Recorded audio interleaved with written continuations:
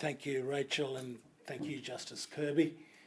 Thank you to Australian Catholic University and the Glenn Institute for their marvellous work putting the detail on the ideas of the Uluru Statement from the Heart.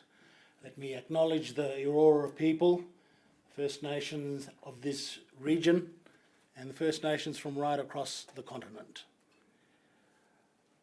I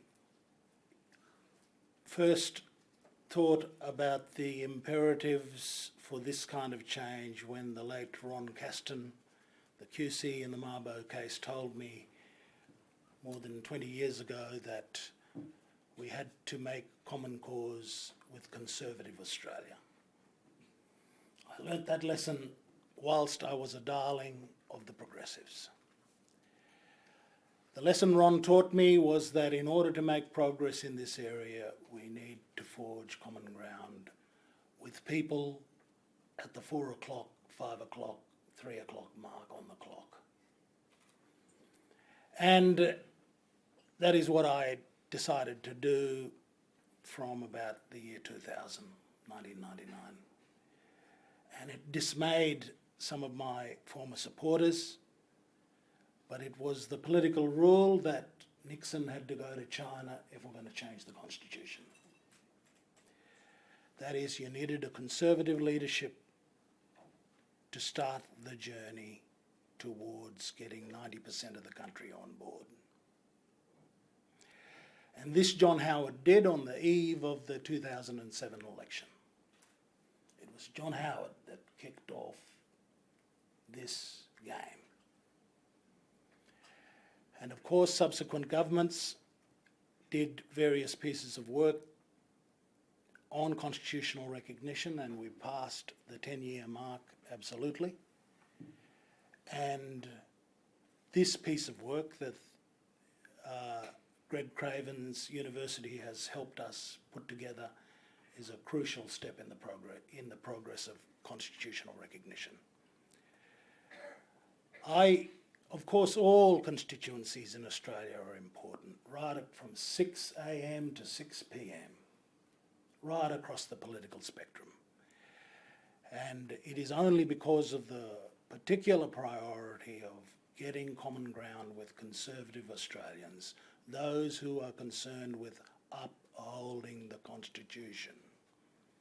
The bridge needed to be made between those two imperatives. How do we bridge upholding the Constitution and recognising Indigenous Australians? So my colleague Shereen Morris and I, one fateful day, took the taxi across the Harbour Bridge to the ACU, to a very bracing meeting with its Vice-Chancellor. And I pay tribute to Greg Craven for inspiring me on that day to see that there's hope in this business, there's hope in this agenda, and that our instinct, that forging common ground with people at 4 o'clock on the political clock is imperative. And Uphold and Recognise is the embodiment of that idea, that there is a constituency. There are politicians like Julie and Lisa who understand the point about upholding the Constitution whilst recognising Indigenous Australians. So there is a great constituency in that part of the Australian political spectrum.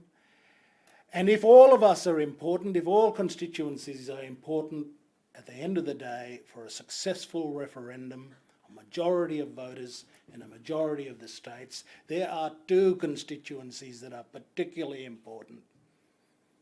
It is the Indigenous peoples who are sought to be recognised, and the Conservatives who seek to uphold the Constitution. And if we get that connection, if we maintain faith and we grow that alliance, we will succeed in a referendum. I come here today following the great work done by Uphold and Recognise and the PM Glenn Institute, and I want to thank Michael Casey's support for us in this regard. I come here today with optimism, real optimism, that there is still a window open for us. There is still a window open for us to achieve the recognition that we deserve and move Australia to a new future. Faith, hope, love. The Uluru Statement from the Heart is about faith in the possibilities. Faith in the Australian people. Faith against so much history undeserving of faith. How can a people against whom so many faithless acts were performed over 2 centuries revive a faith in their own country? And yet Uluru is a statement of faith. It's also a statement of hope. From the bowels of despair about our place in this country, we have an expression of hope for the future. And love. This is about bringing the country together. It is about a love for our own country, notwithstanding the lack of love that our people have experienced for too long in this our own home. Black Australians, Aboriginal and Torres Strait Islander Australians love this country. How could it be otherwise? There is no other country for us to love other than this one. It's ours. And we demand a fair place within it. We demand, after 65,000 years, that the events of the last 200 do not erase the old Australia that was ours. And we demand that the old Australia live within the new one. I'm so appreciative of the work done by David Allinson, Damien Freeman and the team at Uphold and Recognise under the chairmanship of my friend and colleagues Sean and Rachel. It's a very important work. They put an enormous energy into answering the detail that needs to be answered to give comfort to the Prime Minister and to our national parliament that these ideas are right and we can get it right. Let me just say in the ending, I think we can solve the Aboriginal problem in this country. We can solve it. We need recognition, we need empowerment, and we need an embrace of our culture.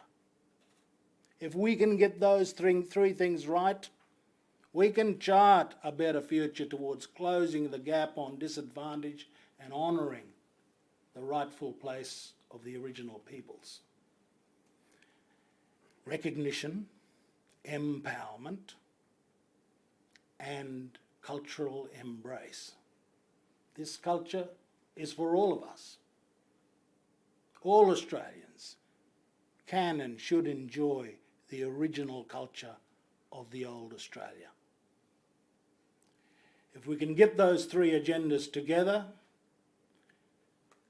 we can stop bequeathing to our children a miserable future.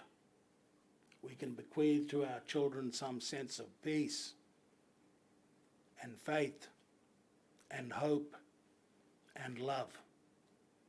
Thank you.